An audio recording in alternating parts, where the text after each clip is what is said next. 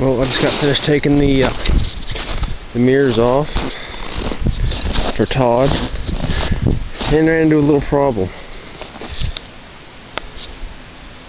I kind of shadowed the window while I was doing it. Now I'm going to try to start it up. We get about 2 or 3 feet of snow here. Haven't started it yet. Let's see what she says. It is a dog, so it shouldn't be a problem. Alright.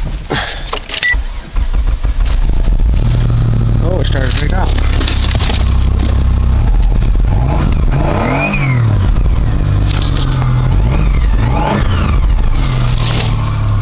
A little smoke, not too bad.